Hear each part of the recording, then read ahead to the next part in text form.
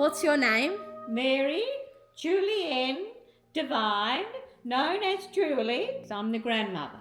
You can call me Mimi. My name is John Devine and I am Sophia's grandfather and grandfather of a few others as well. I think this was the 1920s, so it's about 100 years ago. Papa was a great fisherman, loved his fishing. He must have been travelling, I think he was travelling to Sydney. He'd heard about this place called Wonboyn and he thought, oh, I'll go in there and have a little look. Anyway, he came, there was Wonboyn House, which is over the other side of the lake. He fell in love with the place and that was the end of that. So ever since the family's been very involved with Wonboyn. I had a friend, Paul Taylor. Taylor started going to this place called Wonboyn and I got sick of hearing about Wonboyn. I had no idea where it was. Paul Taylor invited me to their place and they had a boat and the Hemingways were coming over in their boat. On the boat was Jolie Hemingway. You've heard about love at first sight? So it was. So that started my love affair with Wonboyn and that was 60 years ago.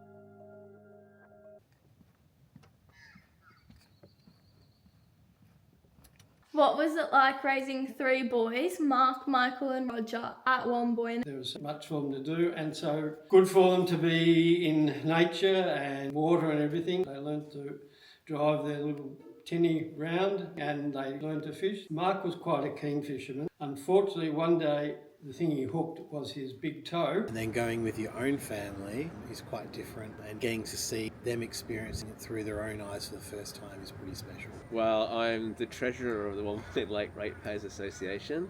That's just a recent appointment. I wrote the history of Wonboyn as a dissertation. I project managed building a house there. That's probably the main roles that I've played there. There was always someone to follow. It's nice to have siblings there to do things with.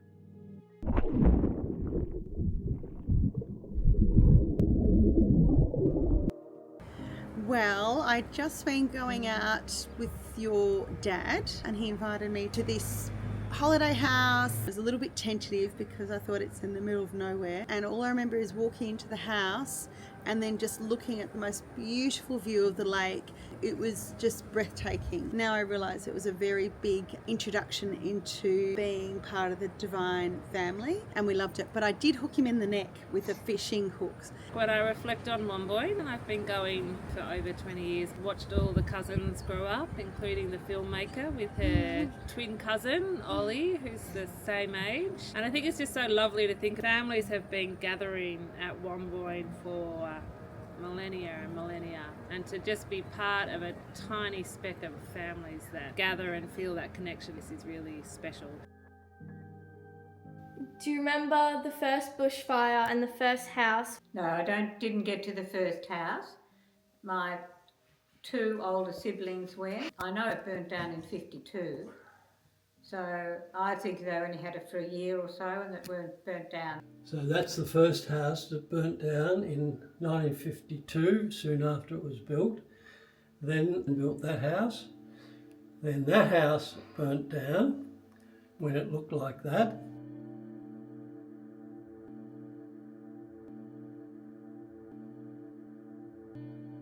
Premier has declared a 7-day state of emergency and the fire chief is predicting the most dangerous bushfire week this nation has ever seen. It's the White House on fire there.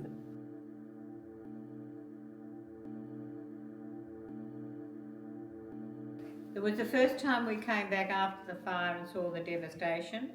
And I was staying next door with my cousin Felix. They said, well, come and stay with us.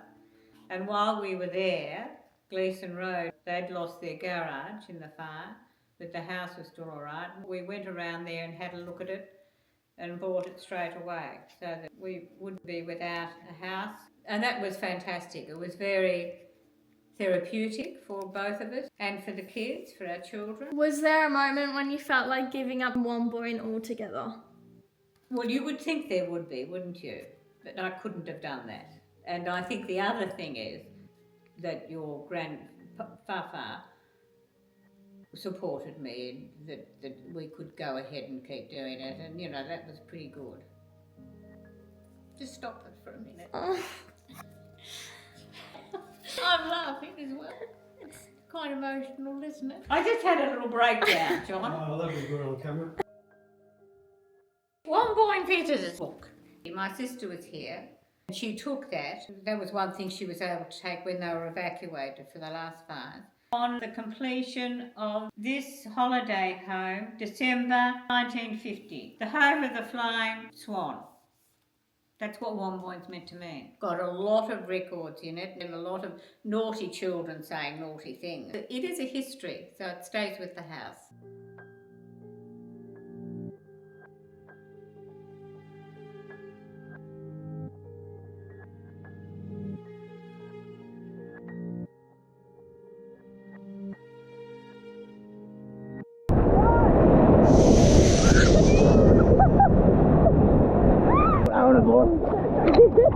The walk to Green Glades is 4K, so just being able to have that walk, you know the road, and it's just filled with so much wildlife and beauty and the sounds, the nature of just how majestic it is. And seeing incredible beaches that cannot have one other person on it is really special. How did the family holidays at Wonboyn shape your childhood? We did them every year. It sort of became a routine. Every Easter, Christmas, New Year's we go up, spend some time there. Surfing in the ocean. You love it? I love it.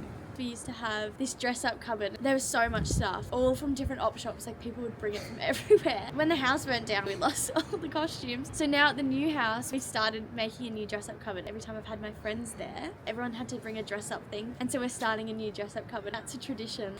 The neighbours thought we were a Christian youth camp.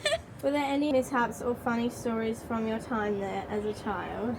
Oh, I can remember one time fishing on the jetty and leaving the rod unattended and coming back and realising there was no rod. Who knows what it was? It got away. Yeah, every time we go, there's just another beautiful, funny, life-nurturing memory. I think it's a special place for all of us. I think we're just very lucky to have it.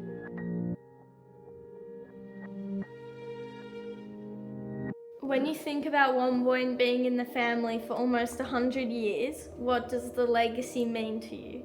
Everything. And you have to leave it as you expect it to be left. And I think that family all know that, you know, it's something to treasure. It creates a lot of emotion, but we have had